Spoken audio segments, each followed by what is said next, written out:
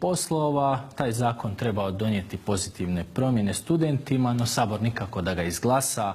Kako to komentirate i što taj zakon uopće donosi studentima? Pa dakle ovako, nakon 22 godine u biti nepostojanja adekvatnog zakona koji bi na primjeren način rješavao probleme studentskog rada, rodila se inicijativa dakle, da se oformi radna skupina koja će definirati ovu problematiku baš u obliku zakona. Međutim, već 18 mjeseci traje procedura donošenja tog zakona. U lipnju je zakon bio na čitanju u Saboru i prošao je prvo čitanje, prošao je relevantne saborske odbore, dakle usuglašen je od strane različitih ministarstava. Međutim, ne znamo sada dakle, što se dogodilo i hoće li biti spreman za sredinu rujna i drugo čitanje, jer je na javnoj raspravi donešeno puno prijedloga kako zapravo taj zakon još poboljšati. Jel? Ono na što mi apeliramo u ovome času je da zapravo taj zakon stupi na snagu već sa početkom akademske godine 2018. 2019. i da konačno počne biti u funkciji studentima, jel, onima koji su njegovi korisnici i koji zapravo najviše i trebaju taj zakon. Što se sve regulira tim zakonom? Prije svega imamo velik broj izvanrednih studenata u Republici Hrvatskoj i sad imamo tu svojevrsni paradoks. Dakle, do sada upravo ti izvanredni studenti koji najčešće negdje nekako i trebaju raditi da bi platili taj izvanredni studij, oni nisu imali pravo obavljanja studentskih poslova putem studentskog centra. Međutim, ovaj novi zakon koji je u osnovi dobar, dakle zato ga mi požurujemo, on nije loš nego je dobar, prema tom novom zakonu oni će također dobiti pravo studentskog poslovanja lege artis. Isto tako, nešto što možda i nije manje važno je činjenica da inspektorat rada će sada isto tako imati ingerencije upravo i nad studentskim poslovanjem. Dakle, sve one priče o tome kako studentski rad potiče na neki način i rad na crno, dakle sve one nezaposlene, da preko studenata dođu do studentskih ugovora iako studenti nisu, biti će sveden na minimum. Ono što je još dobro je apsolutno povećanje satnice studentske. Minimalna satnica sada je iznosila 15 kuna sat, a sada se to povećava na 21,5 kuna. Jel? Isto tako plaćat će se prekovremeni, plaćat će se noćne smjene studentskog rada i ono što je isto tako jako važno, to je da isplata mora uslijediti 14 dana nakon obavljenog posla. Dakle, sve skupa kreće u jednu formu kakvu i zaslužuje. Evo, vi tražite od Vlade i Sabora da taj zakonski prijedlog uvrste u dnevni red sjednice sredinom rujna. Očekujete li se da će se to dogoditi? Naravno, očekujemo. Očekujemo da Ministarstvo znanosti je intenzivno provelo ove 7. i 8. mjesec, dakle radeći upravo na poboljšanju, odnosno na svim onim izmjenama koje su tražene kroz lipanj na saborskom prvom čitanju i da će omogućiti svim tim studentima da sa 1.10. mogu krenuti sigurnije, dakle, u sklapanje svojih studentskih ugovora. Jer mislim da bi ovoj Vladi tako nešto zaista bio prioritet.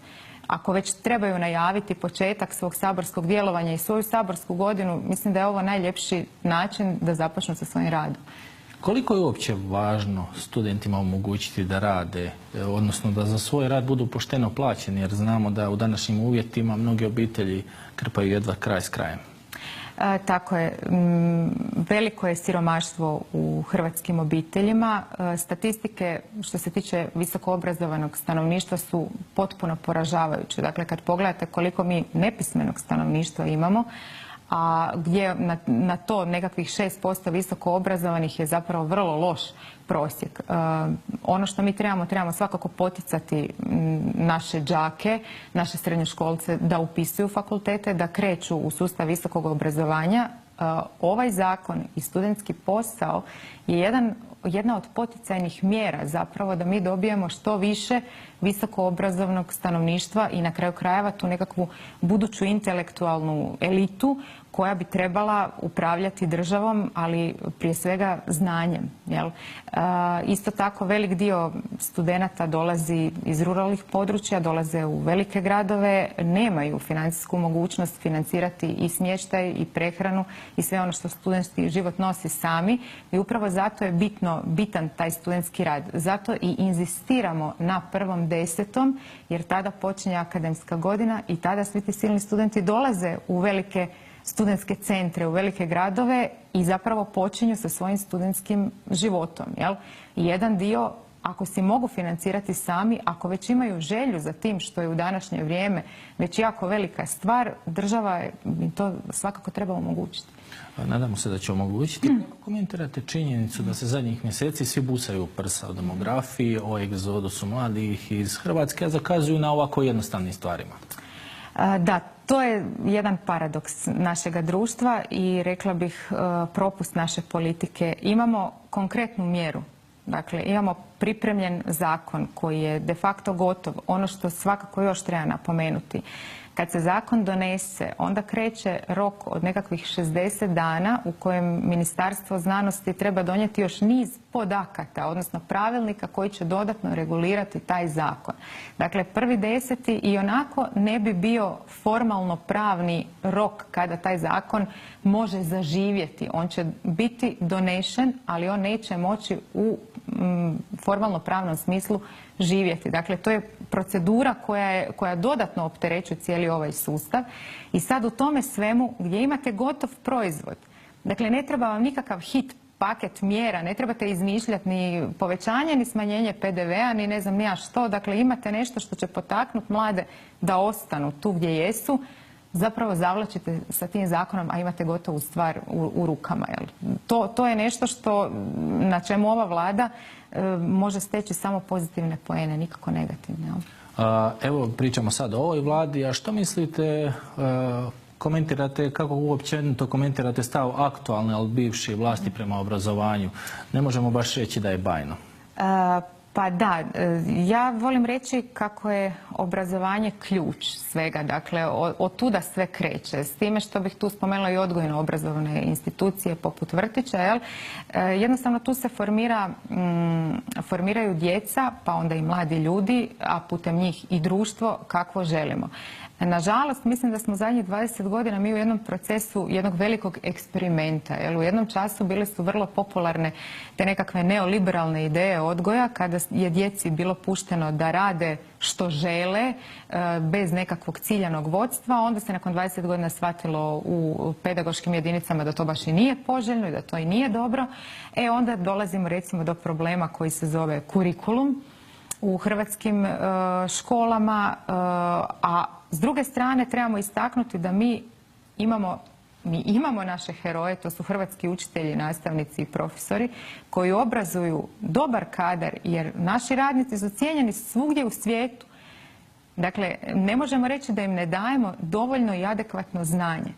Sad, ja sam bila protiv velikih kurikularnih promjena iz razloga što je standard u našim školama ravan katastrofi. Dakle, vi nemate školski krov, vama curi, kanalizacija istječe. Dakle, neke radikalne novine, apsolutno da, ali onoga časa kad se taj standard izjednači od Iloka do Dubrovnika, mi jesmo za to, ali u školstvo treba investirati. Jel? Imali ste recimo 2015.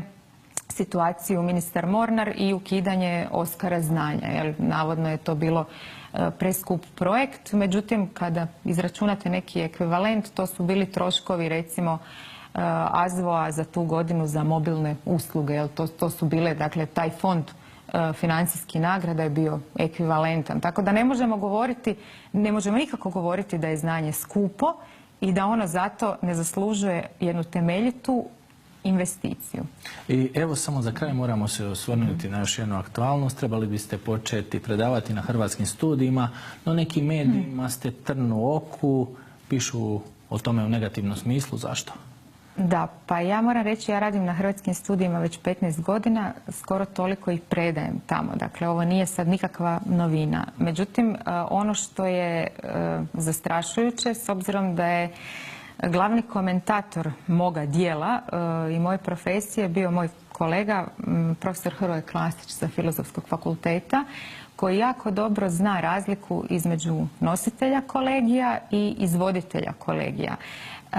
Dakle, naš sustav je malo kompleksniji, pa postoji, dakle, onaj ko nosi kolegij ne mora taj isti kolegij i izvoditi. Što bi značilo da ja ne držim nastavu iz određene problematike 20. stoljeća, ali svakako jesam nositelj toga kolegija. Da me potreba, prije svega društvena kretanja tjeraju da se počnem baviti i tim pitanjima, čisto zato jer želim da istina postane dostupna svima, vjerojatno će se u dogledno vrijeme dogoditi da počnem i sama izvoditi neki od kolegija što se tiču dakle 20. stoljeća, odnosno konkretne problematike 41. do 45. Međutim, za sada, tijekom ove akademske godine, to još uvijek nije slučaj, pa sam blago šokirana načinom na koji sam opisana i gdje istraživački segment novinarstva je očito potpuno podbacio. Gospođo Vukelić, hvala na gostovanju. Hvala vam.